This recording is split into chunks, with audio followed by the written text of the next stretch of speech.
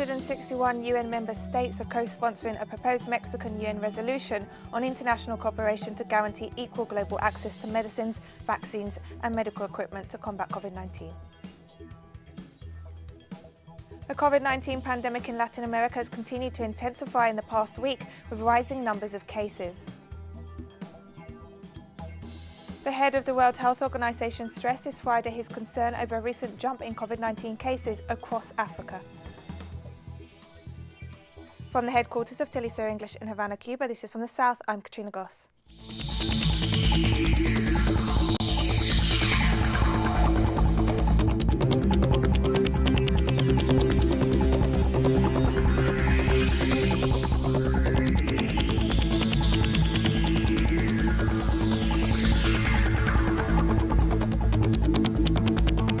Mexican President Andrés Manuel López Obrador announced this Friday that 161 UN member states are co-sponsoring Mexico's proposed UN resolution on international cooperation to guarantee equal global access to medicines, vaccines and medical equipment to combat COVID-19.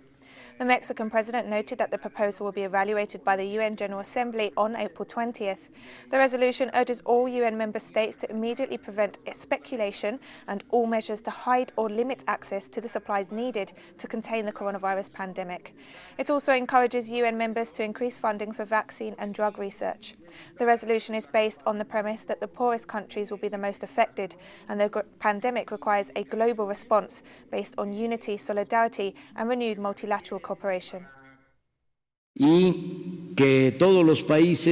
And that all countries, independently of their economic situation, can have access to these medicines, to this equipment, and can take care of their peoples, can take care of the sick, and save lives. Venezuelan Vice President for Communications Jorge Rodriguez this Friday reported a rise in coronavirus cases and stressed that some people were violating the national lockdown measures. The meeting of the Presidential Commission for Prevention, Monitoring and Control of the COVID-19 virus has just finished, and as we responsibly do every day, we share the bulletin with the Venezuelan people, the report from the last 24 hours. We must point out that for today, April 17, 2020, we must report 23 new cases.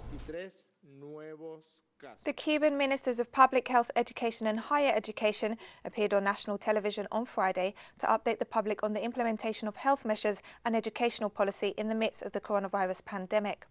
Dr. Jorge Ángel Portar Miranda, Minister of Public Health, underscored the importance of collective action to tackle this pandemic, as well as the need for social protection, particularly for the most vulnerable. On active screening efforts, he stressed that these are one of the most important health measures undertaken in the country, together with rapid testing, which allows for the timely detection of new COVID-19 cases.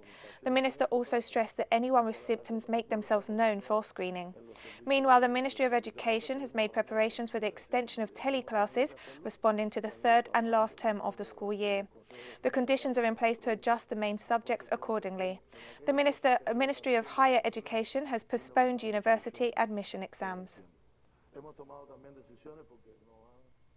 The COVID-19 pandemic in Latin America has continued to intensify in the past week with rising numbers of cases. The epicenter of the pandemic in the region is Brazil, where 33,682 positive cases have been reported and over 2,100 people have died, representing the highest death toll in the region. Peru comes next with over 13,000 cases and 400 deaths. Peru is followed by Chile, where the number of cases has risen to 9,252 and the death toll has reached 116. Ecuador has officially reported 8,450 cases and 421 deaths.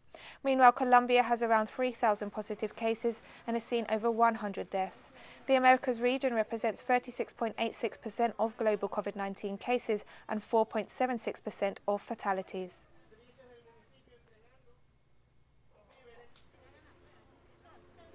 April 17 marks the International Day of Peasants and Farmers Struggle.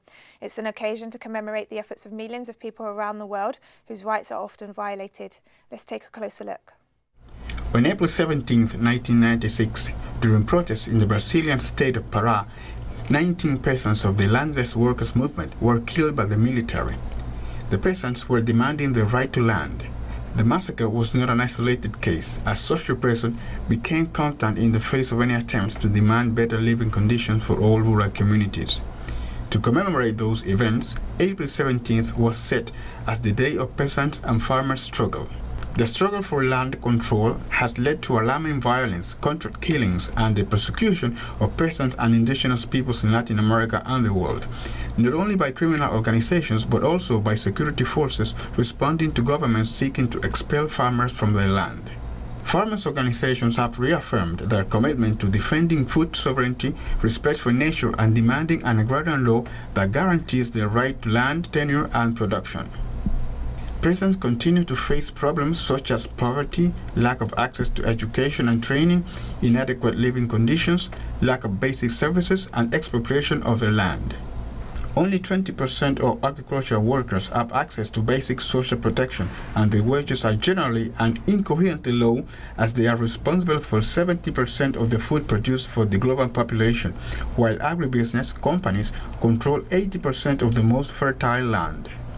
In our region, peasant organizations have been able to resist the onslaught of neoliberal projects and their consequences in the overexploitation of land. Hundreds of groups continue to fight for their rights and their land, respecting it as part of their lives and history. More stories coming up after this very short break, so don't go away.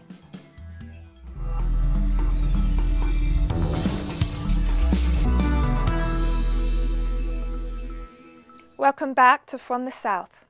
The United States has now seen almost 36,000 COVID-19 deaths, the highest figure in the world. The number of cases, according to the Johns Hopkins University, has reached almost 680,000, and the state of New York remains the hardest hit of the country, with more than 16,000 fatalities and over 226,000 cases. US President Donald Trump informed the nation's governors on Thursday that they could begin lifting restrictions and reopening businesses by May 1st or earlier if they wanted to, despite the ongoing health crisis. And many workers across the United States continue to be the hardest hit by the coronavirus. Our correspondent Jorge Gestoso has the details. Thank you. There's more and more clear every day that the more vulnerable people are the ones who are paying the highest price with the pandemic of the coronavirus. There's a new report of NBC News showing that in the case of nursing homes, 5,600 people has died because of the coronavirus, and that's double the number than 1 week ago. And the thing is that it seems that the federal government is not following up the number of deaths in that cases, so there's no clear exactly sign of what is going on.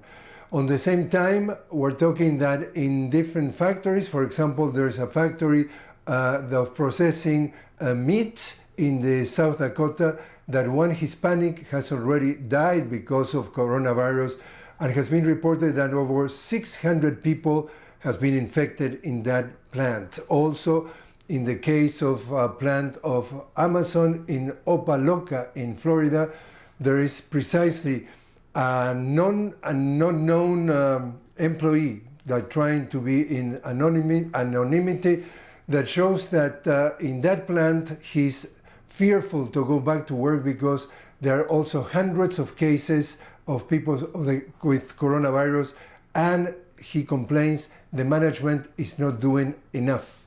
At the same time, they are reporting that 74 other plants of Amazon has cases of coronavirus. We get back to you now. Dr. Melissa Barber, who graduated from Cuba's Latin American School of Medicine in 2007, is sharing the lessons learned in Cuba with her own community in the South Bronx, New York, where she's working to combat COVID-19. We are seeing a very critical situation. It is one of the communities most impacted by the COVID-19 virus. Right now, the majority of the people in the community, blacks, Latinos, are infected with this virus, and we do not have enough hospitals with the capacity to treat those patients, to examine these patients. Right now, the hospitals are completely full with people who have not been receiving any treatment for days. There is no one to even examine these patients because there are not enough human resources, professional doctors who can treat patients, and sometimes these people are even dying because of this emergency. I think that if our communities put enough pressure on them, we could force our local and national governments to work better, to give us the resources we need, which are very necessary right now. For example, the ventilators, as there are not enough in the hospitals right now.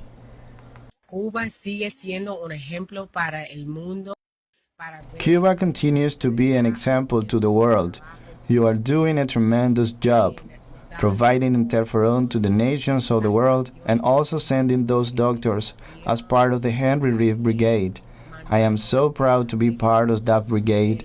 In my heart, I have such a great love for Cuba. I always consider it my other homeland.